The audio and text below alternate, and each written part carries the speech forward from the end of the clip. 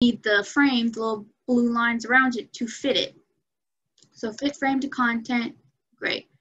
But one thing you never ever use is fit content to frame. Because then, as you can see, it just made it all squished and weird. It's gross. So let's Control Z, undo that. And there we go.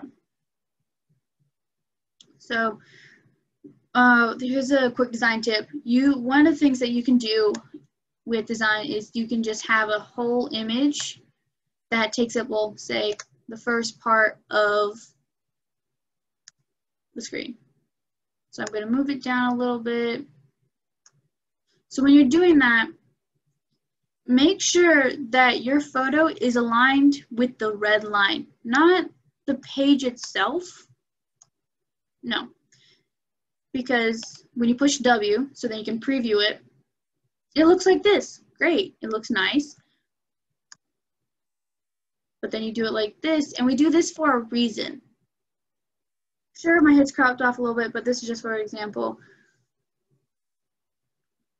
But when the files, the final magazine InDesign file is sent to the printers, we need the photos, especially when we're doing this type of style, to be on the red line and not just on the document edge, on the page edge, because when sometimes the printer is not accurate and something in the system goes just a teensy bit wrong, because what can sometimes happen is if it's on the page edge like that, it can instead not do it correctly and not cut it correctly, so that instead there's this little white space towards the top, and then that just kind of mess up your entire aesthetic.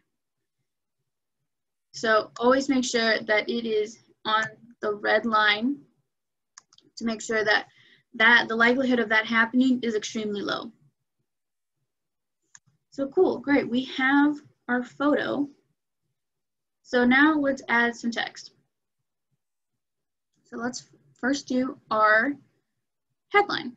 So we click on our type tool, make some space, and I want to call my article Magical Maya. Oh, great, that is not the font, that is not the size that I want, so let's change it.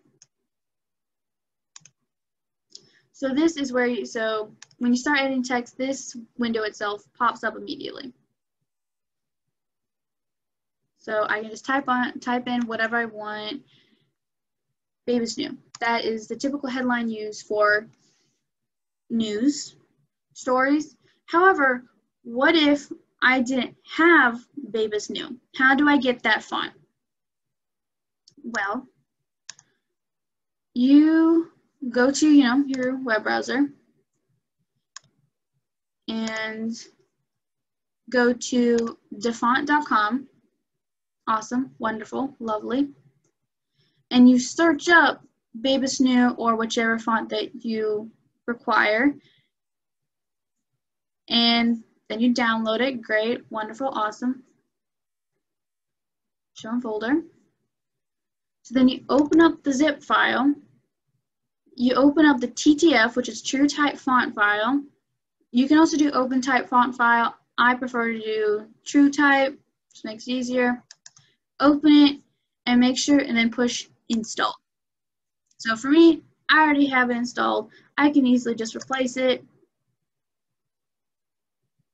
So there, it's all done, installed. Close out of that. So then when I am going to my font settings, I can just type in what fonts I have already, and bam, there it is. However, I have a Windows computer, so the process for me is a little bit different. So for Apple computers, it's similar to a point, but it's a little bit different. So, you can easily search up videos on Mac, on YouTube, about how to download fonts on an Apple computer, especially a Mac. So what you do is, again, you go to defont.com, you download your font, you open it, you open a zip file, you open up the TTF file, and you push install. and then it does it for you. But then you instead go to your magnifying glass, your search tool, and search up font book, search it there, and it should be there. If and when we return to Park Central and you are still with the Odyssey, you will most likely have the opportunity to use the desktops in the back of the room, which have InDesign on it, and also access to the server, which is just a digital collection of different files like photos, layouts, and fonts. So for that, unfortunately I can't show you, so I'll just have to verbally explain it, so please be paying attention. So what you do with that, you open up Font Book on Apple Computer, but then you also open up the server and find the font folder. So you click on the font folder, hold it, and drag it over into Font Book. Let it upload all of those fonts into Font Book, and then it'll show a huge list of yellow triangle and red circle font files. So what you do is you select all of them, but then deselect all the ones that have red circles. And after you do that, you push continue, okay, like finish, let us do its business. So then after that, all that should be left are the fonts with red circles. And then you can just close out of that window and go back into Font Book, and it should have all the updated fonts that you need.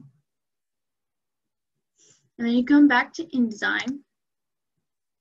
And as you can see, Baby's New is here for me, but it's not big enough. It's not a headline size. So headlines are between 60 to 70 point sizes.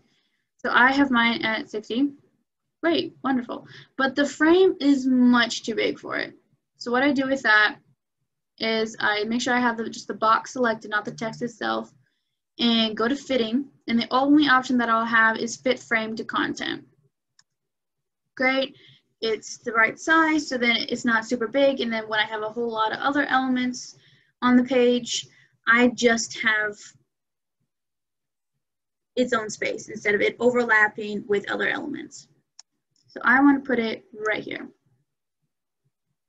Well, I don't like the color black. It's not pleasing. It's not going with the aesthetic that needs to be with this spread. So that is where the color swatch tool comes into play. So I click on my little eyedropper, and as you can see, it's white, it's leaning towards the right, and so that means it's empty. So I click on the photo, which is outlined in blue, and I have a whole bunch of different colors, a little swatch. I can also choose different swatches. So the one I have right now is colorful. There's bright, dark, and muted. Well, I want the colorful one. So I click on this one, which adds it to my swatch window.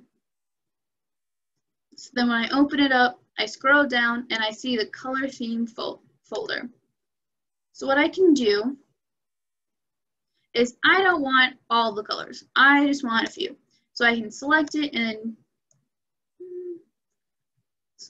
then move it up outside of the folder, and say I also want this little skin colored one. Make sure that you're not changing the name when you do this. Cool. Well, I don't want any of the other colors, so I can just easily right click and delete color group. So now I have the colors that I want. And as you can see, my eyedropper tool is full, but say I have another image that I would like to use. If I had two images on this layout, I can just go back to the tool, click on it, and it'll be empty again. So I'm going to my select. I'm double clicking on my text, Control A to highlight everything in the box, and I go to fill. So there's a difference between fill and stroke, especially when you're dealing with shapes. So letters is just another type of shape. So its fill will change the core color of the shape, whereas the stroke will change the color, if there is one, because if it's white with a red line through it, that means that there's no color. So the stroke, if I add a color to it, will change the color